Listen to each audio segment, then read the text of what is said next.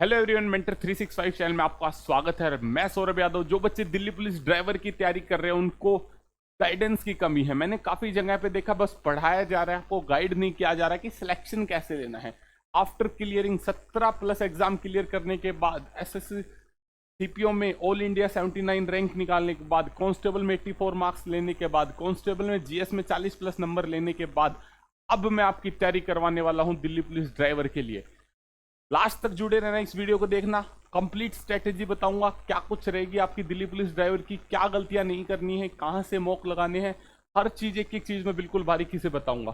ठीक है, उससे पहले हमारा एक बैच है, छोटी सी अनाउंसमेंट है, नया बैच स्टार्ट हो चुका है। मैं खुद पढ़ाने वाला हूं आपको math, reasoning, GS. 5000 plus MCQ कराऊंगा जो एग्जाम पैटर्न बेस है। अभी 149 रुपए फीस है, बाद में 399 करती जाएगी 7 अगस्त के बाद में। जिसको लेना है आपसे ले सकता है। बैच के बारे में बाद में बात करेंगे, उससे पहले बात कर लेते हैं कि आपको सिलेक्शन कैसे लेना है। ठीक है भाई, तो सबसे पहले आ जाते हैं जर्नल अवेयरनेस। 20 नंबर की आती है, बच्चों के गले की फांस बनी हुई है, कुछ भी नहीं है, कुछ भी नहीं है। मैं आपको कह रहा हूं जर्नल अवेयरनेस में अगर आपने करंट अफेयर आपको पता है कहां से पढ़नी है तो 4 नंबर आपके वो आ जाएंगे। स्टैटिक जी की आपको पता है कहां से पढ़नी है तो 4 से 6 नंबर आपके वो आ जाएंगे, समझे। 10 नंबर की आप history, polity, bio, physics, chemistry में से सब में से आपका 10 नंबर का आपका कंप्लीट काम आने वाला है। ठीक है भाई। दूसरा, जर्नल इंटेलिजेंस, रीजनिंग की बात करें 20 नंबर की आपकी आने वाली है।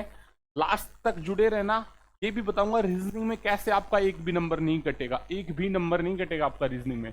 न्यूमेरिकल एबिलिटी 10 नंबर की आने वाली है। मैथ आपका 10 नंबर का आएगा, इसके बारे में भी बात करेंगे। 50 नंबर का आपका ड्राइवर रिलेटेड आ ही रहा है। ठीक है भाई, अब आगे आ जाते हैं। जर्नल अवेयरनेस, ये आपका सिलेबस है, ध्यान से देख लो। ये जर्नल अवेयरनेस है, ये आपकी रीजनिंग है, ये मैथ है और ये आपका ट्रेड रिलेटेड है। एक एक चीज मैं आपको बताऊंगा। अब आ जाते हैं आगे।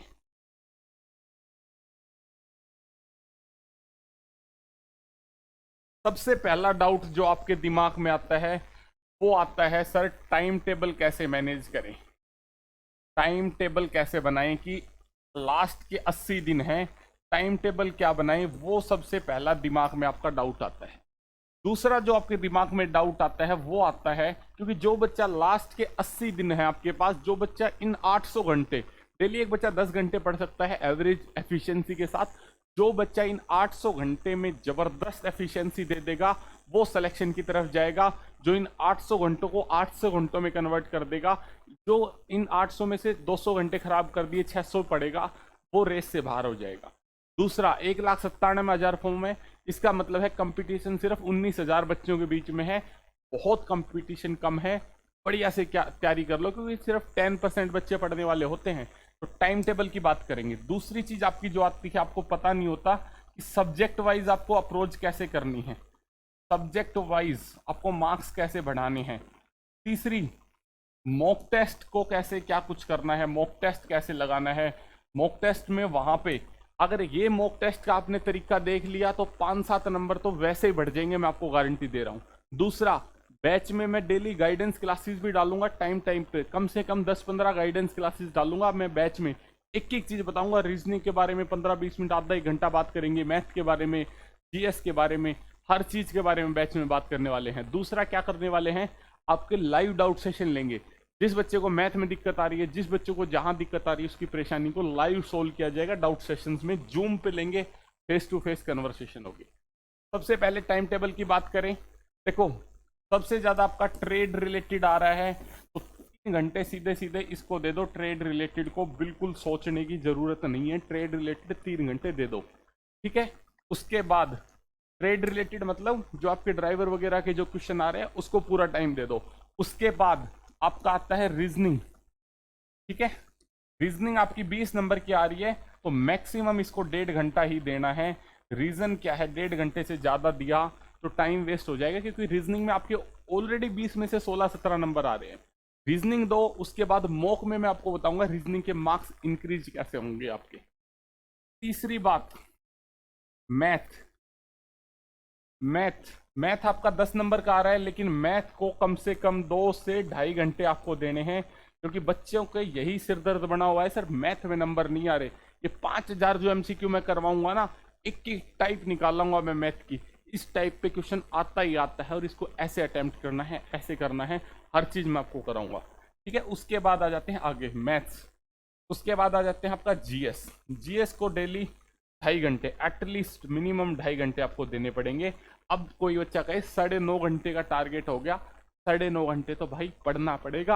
80 दिन बच गए नौकरी के लिए, 80 दिन दूर हो, अब नहीं पढ़ोगे तो कब पढ़ोगे? की जान लगा दो भाई, 80 दिन में तो भूल जाओ सब कुछ। अब इधर उधर भटकने का टाइम नहीं है, बिल्कुल भी टाइम नहीं है इधर उधर भटकने का। ठीक है भाई, तो ये आपका टाइम टेबल रहना चाहिए। दूसरा, अगर आपकी जीएस काफ़ी अच्छी है तो 15-20 मिनट जीएस से कम कर दो और वो टाइम इधर दे दो। अब जीएस में भी कोई बच्चा पूछेगा सर जीएस में भी 2.5 घंटे क्या पढ़ें, तो 15 से 20 मिनट करंट अफेयर को दे दो, 15 से 20 मिनट स्टैटिक को दे दो। बाकी टाइम 40 मिनट के बाद आपके बचते हैं लगभग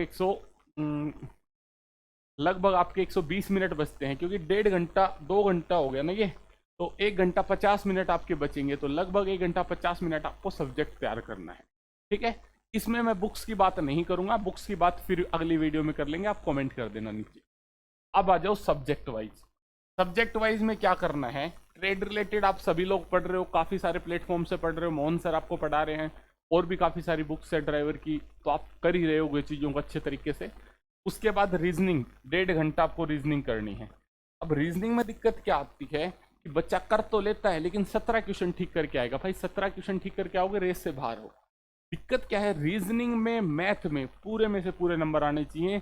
और जो बच्चा ड्राइवर की तैयारी कर रहा है उसको क्या हो गया है, पढ़ाई से कनेक्शन छूट जाता है बीच में, और वो ये लगा लो कि 17 नंबर 15 नंबर 14 नंबर यहाँ रह जाता है, तो उसका दिमाग नहीं खुल पाता। जैसे अब नए क्वेश्चन रीजनिंग के पूछ रहा है, इस वहम में मत रहना कि आपका ड्राइवर का एग्जाम है तो मैथ इजी पूछेगा, लेंदी मैथ आएगा। एमटीएस के पेपर देखे होंगे, दिल्ली पुलिस कांस्टेबल के, लास्ट टाइम नहीं देखे तो स्विफ्ट जाके देख लेना, कई स्विफ्ट तो इतनी हार्ड थी। एक स्विफ्ट में आपका एग्जाम हो रहा है, ये भी बहुत अच्छी बात है आप लोगों के लिए। ठीक है, दूसरा मैथ को बढ़िया से रगड़ दो। रीजनिंग में जो क्वेश्चन आपका टाइम टेकिंग है, टाइम की आपको वैसे दिक्कत नहीं है, 1.5 घंटे में हो रहा है, लेकिन जो टॉपिक आपका टाइम टेकिंग है, या जिस टॉपिक में एक भी क्वेश्चन गलत हो रहा है, भाई साहब 250 क्वेश्चन प्रैक्टिस कर दो। मैं जब तैयारी करता था, मेरा रीजनिंग का अगर एक क्वेश्चन भी गलत हो जाता था तो मैं 200-250 क्वेश्चन संडे को बैठ के लगाता था, फिर मैं मॉक देता था। फिर वीक में मान लो उसी सेम टॉपिक में से क्वेश्चन गलत हो गया तो मैं दूसरी बुक उठाता था, फिर 250 क्वेश्चन लगाता था। उसी का नतीजा है कि आज 2 साल हो गए तैयारी छोड़े हुए, लेकिन आज भी मैंने सीपीओ का एग्जाम दिया है तो AIR 79 है। रीजन क्या है कि कंसेप्ट के ऊपर काम किया है सब्जेक्ट वाइज। और आप लोग क्या करते हो कि आप कंसेप्ट को नहीं समझते, आप शॉर्टकट की तरफ भागते हो। Shortcut, there is no shortcut, hard work is only shortcut to success. मेहनत ही सफलता का अंतिम रास्ता है भाई। ठीक है, तो मेहनत करनी है। जो भी रीजनिंग का टॉपिक गलत हो गया, आपको कैलेंडर बहुत जबरदस्त आता है, मैंने मान लिया। आपने कैलेंडर पे 300 क्वेश्चन प्रैक्टिस करते हैं, मैंने मान लिया, लेकिन आपका रीजनिंग में एक क्वेश्चन गलत हो गया और वो कैलेंडर का था, बहुत छोटी सी मिस्टेक थी भाई, उसको इग्नोर मत करो, कम से कम 50-60 क्वेश्चन और लगाओ उस चीज। ये मत सोचो कि यार छोटी सी गलती थी, ये चीज अगर सोचने लग गए। दूसरा, अपने दिमाग से ये क्वेश्चंस निकाल दो, ये सीपीओ का क्वेश्चन है, ये सीजीएल का क्वेश्चन है, ये सीजीएल मेंस का क्वेश्चन है, ये सीएचएसएल का क्वेश्चन है, ये दिल्ली पुलिस कांस्टेबल का है, दिल्ली पुलिस एसआई का है, ये डब्ल्यूटीपीओ का। ऐसा कुछ नहीं होता, सारे रीजनिंग मैथ जीएस के क्वेश्चन आपके भी क्वेश्चन है। अगर उनकी प्रैक्टिस नहीं करोगे तो दिक्कत आएगी। दिल्ली पुलिस ड्राइवर में आपकी आंखें खोल देता हूं। दूसरा, दिल्ली पुलिस ड्राइवर में जिसका ट्रेड बढ़िया है वो सिलेक्शन नहीं ले जाएगा। ट्रेड में सभी बच्चे 42 लेंगे, ट्रेड बहुत ज्यादा हार्ड पूछ लिया तो सभी बच्चे 30-32 नंबर लेंगे। मैं मेरा एक्सपीरियंस बता रहा हूं, जब भी कोई अलग एग्जाम होता है तो ट्रेड में नहीं सेग्रीगेट होता। जब भी अलग एग्जाम होता है तो ये चीजें डिसाइड करती हैं, क्योंकि इनको थोड़ा सा अगर हार्ड दे देता है तो यहाँ पे जो बच्चा परफॉर्म करेगा वो आगे निकलेगा।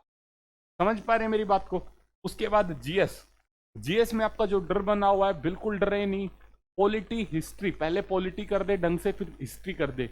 बायो आपके सिलेबस में लिखी नहीं हुई है, लेकिन मेरा जो पर्सनल एक्सपीरियंस है, बायो पूछ ही लेता है टीसीएस, तो बायो को भी कर लें, साथ के साथ थोड़ा थोड़ा करके कर लें।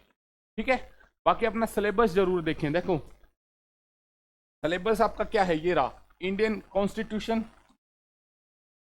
Constitution, journal polity, economics, geography, history, culture, scientific research, सिर्फ यही दिया हुआ है, बायो कहीं नहीं लिखा हुआ, बट यही लिखा हुआ है तो भी बायो पूछ सकता है, कोई बड़ी बात नहीं है।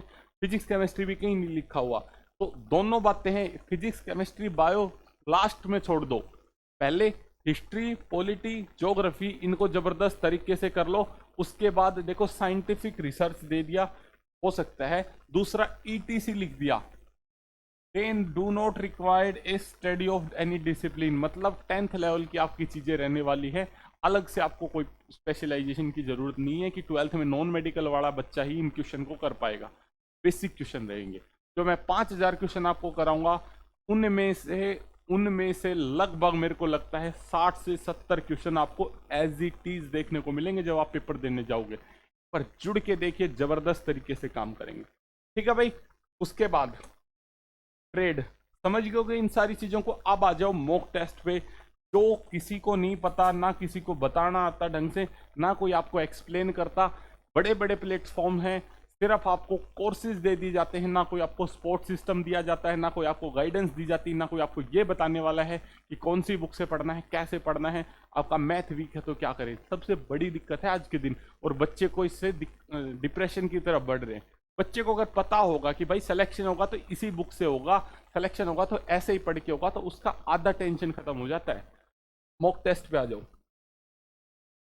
मॉक टेस्ट में क्या दिक्कत है, मॉक टेस्ट में एक बना दिया mock test series, mock test series बना दी ड्राइवर के नाम से, बस उसी को लगाना है, उससे बाहर कुछ नहीं। बिल्कुल ये गलती मत करना आप बच्चे, जो बच्चे तैयारी कर रहे हो। मॉक टेस्ट आपको सीजीएल के भी लगाने हैं, जो 5000 एमसीक्यू वाले बैच में बच्चे आएंगे उनको तो मैं लगवाऊंगा। सीजीएल के भी लगाने हैं, सीएचएसएल के भी लगाने हैं, सीपीओ के भी लगाने हैं, एमटीएस के भी लगाने हैं। अब बच्चा बोलेगा सर सीपीओ सीजीएल में तो एडवांस मैथ आता है, हमें नहीं आता। सीपीओ सीजीएल में तो इंग्लिश आती है, हमारे एग्जाम में नहीं आती। भाई सीपीओ सीजीएल में रीजनिंग तो आती है, वहां से वो रीजनिंग के क्वेश्चन प्रैक्टिस करो, 20 नंबर का काम हो गया। जीएस का बिल्कुल सेम लगभग पैटर्न है, जीएस की प्रैक्टिस करो, 20 और 20 40 नंबर का काम हो गया। मैथ आधा कर लो, एडवांस मैथ के क्वेश्चन छोड़ दो। एडवांस मैथ पूरा नहीं छोड़ना है, एडवांस मैथ में भी आपके देखो ये whole number, computation of whole number, मतलब decimal, number system, fraction, relationship, numbers, fundamental arithmetic operation, मतलब बोर्ड मास पे जो करते हैं ना गुणा भाग, उस पे क्वेश्चन आने वाले हैं। हर चीज को मैं टॉपिक वाइज निचोड़ के रख दूंगा आपके सामने।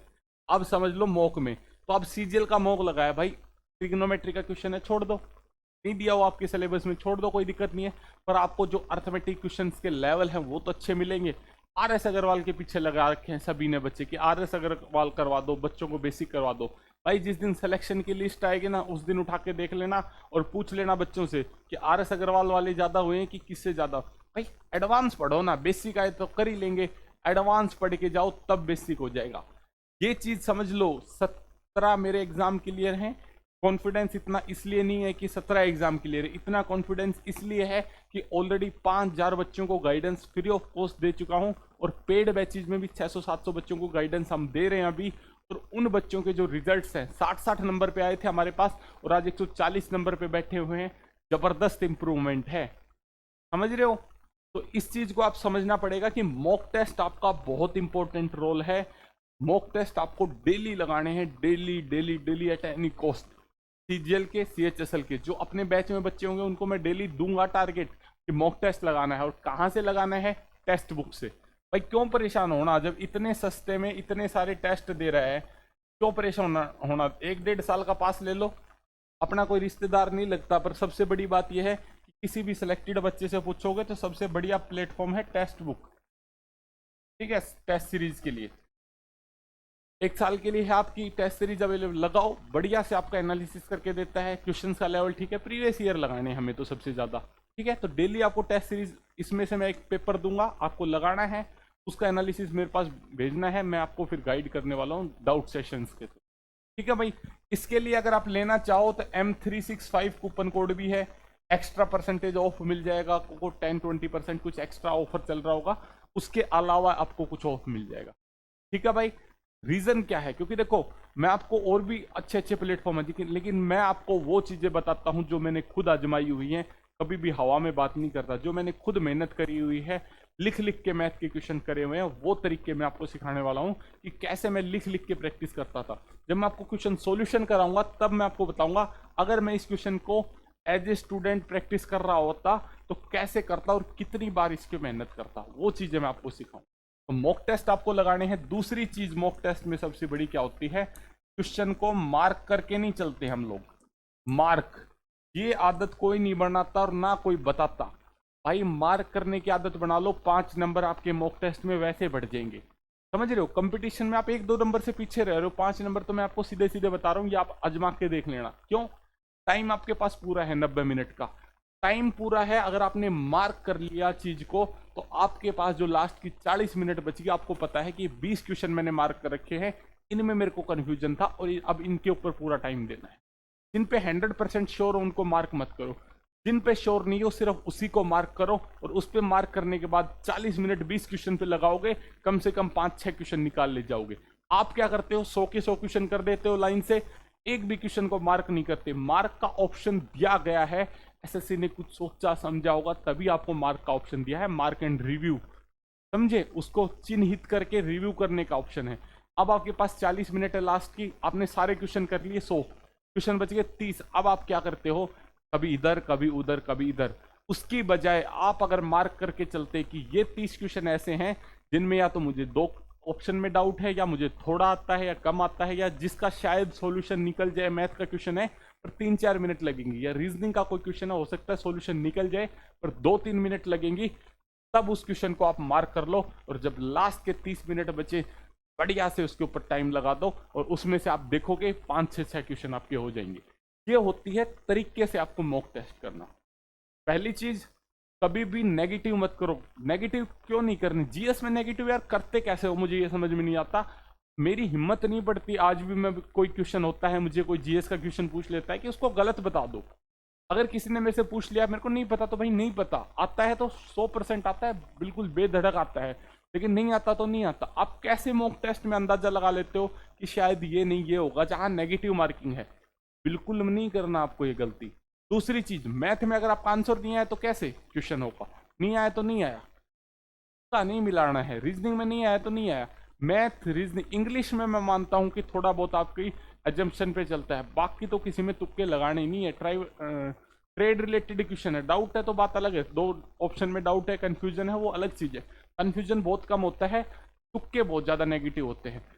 ये आप बात याद रख लेना, जिस बच्चे के 3 से 4 नेगेटिव से कम नेगेटिव हो रहे हैं, भले ही नंबर आपके कम आ जाए, एग्जाम्पल बता रहा हूं, इस चीज को अपना के देख लेना। मॉक टेस्ट में 10 मॉक टेस्ट में आपने इस चीज को अपना लिया, ऑटोमेटिकली आपके 10 नंबर बढ़ जाएंगे। पहली चीज, मार्क करना सीख लो। दूसरी चीज, नेगेटिव 0 ले आओ।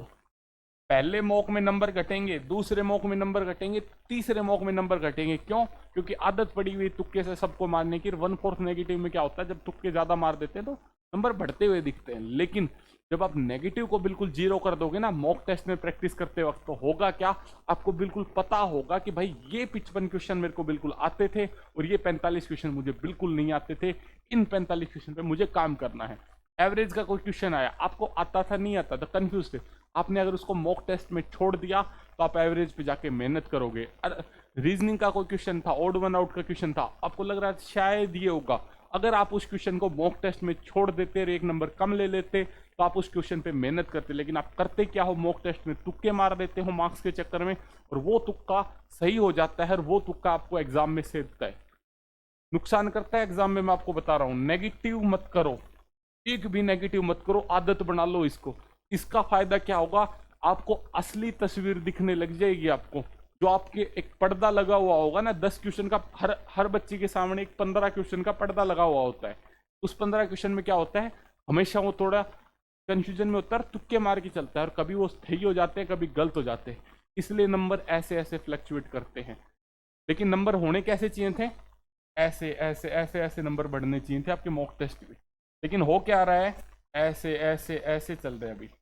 रीजन क्या है कि आप नेगेटिव कर रहे हो, कभी ठीक हो जा रहे हैं कभी गलत हो जा रहे हैं, आप इंप्रूव नहीं कर पा रहे। खुद को सुधार करने के लिए बने हैं मॉक टेस्ट। मॉक का मतलब ये है कि आपको एक एग्जाम पैटर्न के हिसाब से पेपर दिया जा रहा है, समझ पा रहे हो मेरी बात को? तो ये चीज आप अपने अंदर अपना लो।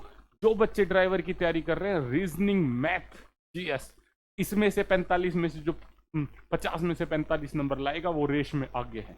और जो ट्रेड में है, ट्रेड में सब वही रहोगे, सबके पास सेम बुक्स हैं, सबके पास सेम टीचर अवेलेबल हैं, सब वही पढ़ के जा रहे हैं। मैं आपको यकीन दिला रहा हूँ, अगर हार्ड आएगा तो सबके लिए आएगा, इजी आएगा तो भी सबके लिए आएगा। लेकिन इसका मतलब ये नहीं है कि उसको हल्के में लेना है। अगर वो इजी आ गया और 50 में से आपके 40 आ रहे हैं, आपके पड़ोसी के 46 नंबर आ रहे हैं, तो वो आपसे आगे निकल गया। आपको भी वहाँ 40 लेने हैं। लेकिन रीजनिंग, मैथ, जीएस हार्ड भी आएगी और थोड़ा बढ़िया तरीके से भी पूछेगा, घुमा के क्वेश्चन, वहाँ पे बच्चे पीछे होंगे और हमें बढ़िया परफॉर्म करना है। और मैं यहाँ पे आपके लिए अवेलेबल हूँ। हर चीज को इतना सिंप्लीफाई कर दूंगा, इतने बारीकी से समझा दूंगा एक एक चीज को कि पॉलिटिक्स का क्वेश्चन बनता है तो कहाँ से बनता है। आपको पता होगा कि संविधान में से कहाँ से क्वेश्चन बनता है, आपका संविधान फॉर्मेशन से क्वेश्चन बनता है। आर्टिकल कौन कौन से 25 आर्टिकल इंपॉर्टेंट है। जब मैं मान लो आर्टिकल पढ़ाऊंगा तो आपको शुरू में ही लिस्ट दे दूंगा, भाई ये 25 आर्टिकल रगड़ दो। जब आपको इन्वेंशन, आविष्कार पढ़ाऊंगा तो एक बार में ही 50 आविष्कार की लिस्ट दे दूंगा कि इससे बाहर आविष्कार आएगा ही नहीं। क्वेश्चंस करो तो ऐसे करो कि बस खत्म, इसके बाद कुछ नहीं, तब आप जाके सिलेक्शन पाओगे। दिक्कत क्या है, आप एक क्वेश्चन करते हो बस, फिर उससे ज्यादा कुछ नहीं सोचते। और ऐसा ही आपको कोचिंग्स में करवाया जाता है, क्योंकि आप बार बार, अगर आप सिलेक्शन लेंगे तो मुझे क्या फायदा, मेरा अगला बैच कौन खरीदेगा, मेरा दिल्ली पुलिस कांस्टेबल का कौन खरीदेगा। ये सारी मेंटेलिटी के साथ लोग हैं मार्केट में। मेरी मेंटेलिटी है कि 500 बच्चे मेरे पास हो, 500 के 500 सिलेक्शन ले जाएं और अपा फ्री हो जाए उन बच्चों से, बस खत्म। एक बार मेरे से पढ़ो, 2-3 महीने 4 महीने पढ़ो, उससे ज्यादा आप मेरे को फॉलो मत करो। मैं हमेशा यही बात कहता हूँ सब बच्चों को, गाइडेंस बैच में आ रहे हो, एक बार आओ बस, और सीख लो कैसे गाइड करना है, कैसे खुद के टाइम टेबल को मैनेज करना है, कैसे चीजों को व्यवस्थित करना है, खत्म। अगर आपने एक बार किसी के पास आप हेल्पर के काम कर रहे हो, आपने एक बार सीख ली चीज, तो अपने आप करो ना, किसी के ऊपर निर्भर नहीं रहना। बैचेज पे बैचेज, बैचेज पे बैचेज, कोचिंग पे बैच, तो किस किस प्रकार के बैच है, और आप लेते रहते हो और पूरे नहीं करते। देखो एक चीज मैं आपको और बता देता हूँ, अगर आप उन सभी बैचेज को पूरा कर लो तो भी आउटपुट आ जाए, लेकिन वो बनाए इस तरीके से जाते हैं 300, 300, 350 घंटे, अगर आप उसको पूरा करने जाओगे तो हो नहीं पाएगा। इसलिए ठीक है भाई, तो बढ़िया तरीके से आपको चीजें करवाने वाले हैं, एक नंबर की तैयारी आपकी करवाएंगे। जो बच्चा दिल्ली पुलिस ड्राइवर के अपने साथ जुड़ना चाहता है, अब मैं बता देता हूं अपने बैच के बारे में थोड़ा सा इलेबरेट करके। अभी स्टार्टिंग है, 149 में आपको बैच मिल रहा है, उसके बाद 399 में होगा, कोई डिस्काउंट नहीं होगा बाद में, 7 अगस्त के बाद में। ठीक है भाई, 5000 क्वेश्चन प्लस आपको करवाएंगे। ड्राइवर ट्रेड के भी क्वेश्चन करवाएंगे, मैथ के भी क्वेश्चन करवाएंगे, रीजनिंग के भी क्वेश्चन करवाएंगे, जीएस के भी, सब के क्वेश्चन आपको करवाए जाएंगे, टॉपिक वाइज और टाइप वाइज आपको क्वेश्चन मिलेंगे based on your exam pattern. ये सबसे बड़ी चीज है, एग्जाम पैटर्न के ऊपर होंगे। पीडीएफ मिलेगी, बिल्कुल आपको पीडीएफ मिलेगी क्वेश्चंस की, बट आपको ऐसे ही करवा दूंगा मैं कि आपको पीडीएफ की जरूरत ही नहीं पड़ेगी, आप बढ़िया तरीके से समझ जाओगे। तीसरी चीज, क्या आपको हैंड रिटन नोट्स मिलेंगे? बिल्कुल नहीं मिलेंगी। ये गलत आदत है कि आपको हैंड रिटन नोट्स दे दी, कभी नहीं है। पोथी बन के तैयार हो जाती है, कोई फायदा नहीं होता हैंड रिटन नोट्स से। ठीक है, चीजें ही ऐसे पढ़ा दो। बैच कब से स्टार्ट हो रहा है आपका? मंडे 8 अगस्त से बैच स्टार्ट हो रहा है। रिकॉर्डेड रहेगा, लाइव रहेगा भाई, दोनों फॉर्म में रहेगा। जब अवेलेबिलिटी होगी लाइव ले लेंगे। लाइव में टाइम वेस्ट ज्यादा होता है, एक बात याद रखना, लाइव में टाइम वेस्ट ज्यादा होता है। अगर टीचर पढ़ाने वाला बढ़िया है, लाइव में 1.5 घंटे में जो चीज पढ़ाएगा 40 मिनट में खत्म हो जाती है वो रिकॉर्डेड क्लास में। अभी मैं आपका रिकॉर्डेड सेशन रिकॉर्ड कर रहा हूँ, आधे घंटे में जो मैं बात खत्म कर दूंगा ना, जितनी सारी बातें, वो लाइव सेशन में 1.5 घंटा ले लेती। आप समझ के चलना इस बात को। अगर मैं रिकॉर्ड लाइव करता हूँ इस बैच को तो 300 घंटे, मान लो 200 घंटे लग गए, आपको भी तो टाइम चाहिए। तो रिकॉर्डेड में मान लो मैं आपको 100 घंटे में वही चीज करवा देता हूँ, तो recorded is far better. But कभी कभी आप लाइव क्लासेस आपकी होंगी, डाउट सेशंस आपके सारे लाइव होंगे, जिसमें आपको जो मर्जी पूछना हो पूछिए। सर मैथ में नंबर इंक्रीज नहीं हो रहे, रीजनिंग में इंक्रीज नहीं हो रहे, रीजनिंग की ये बुक करूँ, वो बुक करूँ, कौन सी बुक करूँ, इस बुक में क्या कमी है, कहाँ से करूँ, कैसे पढ़ूं, मेरा ये बैकग्राउंड है, हर चीज का सॉल्यूशन आपको मिलेगा। Mentor 365 is one stop solution for all students. एक फैमिली की तरह हम काम करते हैं, आपको सपोर्ट सिस्टम प्रोवाइड करवाते हैं। सिर्फ इतना नहीं कि आपसे लिया बस छोड़ दिया, एक सपोर्ट सिस्टम होता है।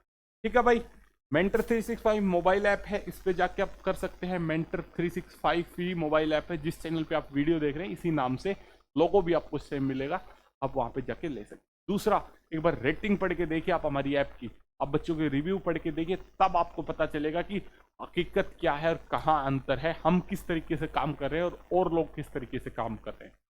बिल्कुल डिफरेंट तरीके के बैचेज आपको मिलेंगे ऐप में, बिल्कुल अलग तरीके के गाइडेंस बैचेज होते हैं हमारे पास, बिल्कुल अलग कंसेप्ट पे बैचेज आते हैं, जो और लोग करवा रहे हैं उससे बिल्कुल अलग तरीके से हम चल रहे हैं। ठीक है भाई, उम्मीद करता हूँ सारी चीजें आपको समझ आ गई होंगी। जय हिंद, जय भारत, लगे रहो मेहनत पे जी जान, जहां से पढ़ रहे हो, जैसे पढ़ रहे हो, हर टीचर बेस्ट है। अपने टीचर को भगवान मान लो, लग जाओ तैयारी के। जिस पे खुद पे विश्वास करना जिस दिन आपने सीख लिया, जिस दिन आपने खुद पे विश्वास करना सीख लिया, उस दिन आप ये समझ लो कि पार है बेड़ा। और दूसरी बात, युद्ध, एक बात मैं हमेशा बोलता हूं बच्चों को, युद्ध के मैदान में आपका खून कम बहेगा। जितना ज्यादा पसीना आप मेहनत करते बहाओगे, उतना आपका युद्ध के मैदान में खून कम बहेगा। The more you sweat in peace, the less you bleed in war. मतलब कि प्रैक्टिस, तैयारी करो। पहले जंग में जाते थे लोग, तैयारी करते थे, कितनी तैयारी करते थे, डेली तैयारी करते थे, इसलिए जंग में वो बचते थे। एक फौजी है, उसकी ट्रेनिंग कराई जाती है, बार बार ट्रेनिंग होती है, अलग अलग तरीके से, वेपन ट्रेनिंग, ये training, forest training, night training, अलग अलग ट्रेनिंग्स आपकी होती है। आपको भी वर्दी मिलेगी, ट्रेनिंग आपकी होगी, तो वो ट्रेनिंग क्यों कराई जाती है? ताकि अगर आपके सामने सिचुएशंस आ जाएं तब आप फेस करो। तो ये जो 5000 MCQ की सीरीज है, ये आपकी मैं ट्रेनिंग करवा रहा हूँ, डायरेक्ट ट्रेनिंग करवा रहा हूँ एग्जाम की, बिल्कुल एग्जाम ओरिएंटेड ट्रेनिंग चल रही है। आपकी एक बार ट्रेनिंग पूरी होगी, आप एग्जाम दोगे, आपको कोई दिक्कत नहीं। ठीक है बच्चे, जय हिंद, जय Bharat, thank you, bye bye, take.